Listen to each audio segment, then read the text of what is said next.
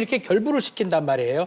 어쩌면 군 병력 수가 꽤 많다고 해가지고 꼭 생부대가 아니에요. 예를 들어서 북한군이 100만이지만 50만은 아마 건설 노동자일걸요? 근데 저희 제가 지금 보면. 병력이 63만 정도 된다고 하는데 그러면은 63만의 병력은 적당한 수인가요? 어때요? 그러니까 그런 것도 따져봐야 된다는 거죠. 네. 그러니까 이제 뭐 30만까지 강군하자는 주장도 있죠. 병력은 그 함부로 줄여서는 안 됩니다. 왜 그러냐면은 우리의 상대는 일차적으로 북한입니다. 북한이 117만의 상비군을 가지고 있고 특히 전투 방식이 배합전하는 겁니다. 야간 산업 전투하는 것이고 우리는 첨단 과학전 하겠다 그러지만은 북한은 재래전하는 거예요. 핵무기하고 미사일은 별개입니다. 그거는 재래 전력하고 우리 싸우는 이 앞으로 환경이 반드시 그려오는데 지금 우리 도시화돼 있고 남쪽이 전부 산림 산업화돼 있습니다.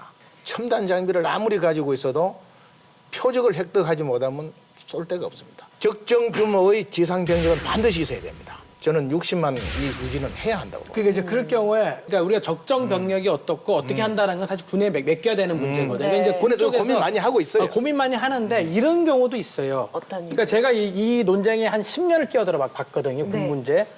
군인 10,000명이 감축되면 별이 몇 개 떨어지는 줄 알아요?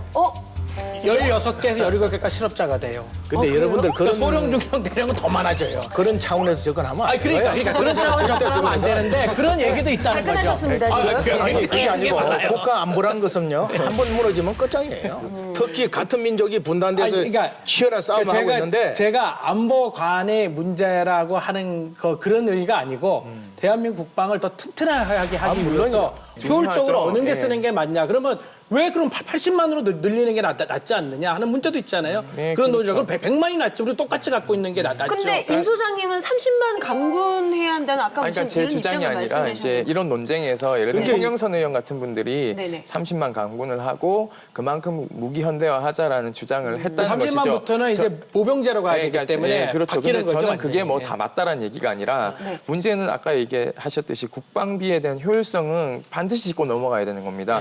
예를 들면 지금 우리 군의 가장 큰 문제는 전투병가 중심으로 지금 모든 게 다 짜졌다는 것도 사실상 지적받고 있는 것이거든요. 아까 말씀하셨듯이 군수, 정훈 뭐 이런 거는요.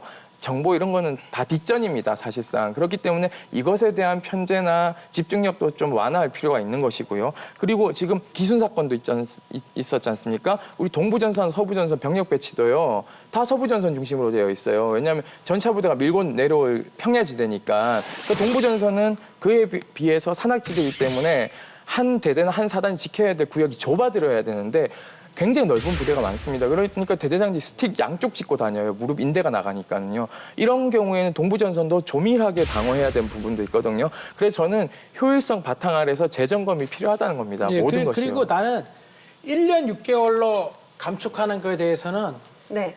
사실 그렇게 찬성은 아니에요. 근데 그 왜 그래요? 찬성을 안 하냐면 군대 갔다 오셔서 그런 얘기 한다 그게 아닙니까 아니라- 지금? 아니 그게 네. 아니고 큰 문제가 하나 생겨요. 네. 그러니까 우리가 고려를 안 하는 건데 네네네. 가장 큰 문제는 뭐에서 발생하냐면 네. 사병 기간 1년 6개월 하면 초급 장교가 없어져요. 그 문제가 뭐냐면 ROTC는 8개월이에요. 그러면 이건 18개월로 하면 ROTC 누가 지원해요? 단기 그 학사 장교는 36개월이에요. 그러니까 그 지원을 안 하게 돼버린단 그렇게 말이에요. 되네요. 그럼 여기에 대해서 이 사람들을 공약을 1년 6개월로 걸었기 때문에 ROTC 지원이 뚝뚝 떨어져요. 그렇게 생각해버리는 말씀하시는 거예요. 건데 이제 군대를 가는 입장에서는 선택지가 다양하지 않습니까? 내가 공군을 갈 거냐, 해군 갈 거냐, 장교 갈 거냐, 사병 갈 거냐. 제가 갈 때 했을 때는 정확하게 균형이 맞았어요. 예. 네. 그러니까 좀 더 뭐 장교다 가면 급여 나오지만은 길게 뽑아주고 예. 사병 빨리 끝내주고 그런데 사병이 확 낮춰주면은 이제 계산이 안 맞는 거예요. 계산이 안 맞아요. RT 계산이 안 나옵니다. 그렇게 되면. 그럼 RT의 급여를 또한 2배 또 올려줘야 되는 문제가 벌어져요. 초급 장교도 올려주고 고급 장교도 올려주고 사병도 올려주고 다 올려주면 좋지. 네. 근데 누가 그렇게 국민 세금이 어디 있고 예산이 어디 있어요? 지금 매번- 복지도 내야 되고 다 내야 그러니까요. 되는데. 전 사병 급여의 인상은 전 국방비로 보진 않습니다. 이거는. 그럼요. 왜냐하면 제가 군대에 있을 때 월 2만 원 받았습니다. 병장 때. 근데 2만 원 받았는데 다 그렇게 받고 평생 사는 줄 알았어요. 그냥 그렇게 하기로 한 줄 알았는데 지난 지자체 선거 때부터 갑자기 20대들이 깃발리고 나오면서 무상급식, 뭐 무상등록금이 나오니까 그 발언 근저에는 모든 사병들의 노동력을 착취한 근거 가지고 지금 20, 30대, 10대 복지를 하고 있거든요. 그러니까 이건 복지 예산으로 들고 와야 되는 거예요. 이건 국방비가 아닙니다. 반값 등록금 예산을 보니까 6조 원까지 잡아놓더라고요. 이제 네. 뭐 그게 실제로 집행될지는 모르겠어요. 그 6조 원이면 사병급여 되거든요. 일단 그거부터 하고 사실 그게 반값 등록금이거든요. 왜냐면 나머지 군대 안 가는 분들은 2년 동안에 아르바이트 하면 되는 거거든요. 그래서 그걸 우선적으로 가야 된다. 그리고 이 예산은 국방부에 발견하는 겁니다. 변희재 대표님은 반값 등록금은 대학 가는 사람들만 유리하니까 네. 군대는 전부 다 이제요. 그렇죠. 대충 가는 문이 거니까 열려 있으니. 거기서 일단은 사병 월급을 좀 현실화 시켜주자. 네네. 그것도 항상 있는 얘기예요. 왜냐하면 군대까지 가서 부모한테 지원받으면 안 되거든요. 그거는.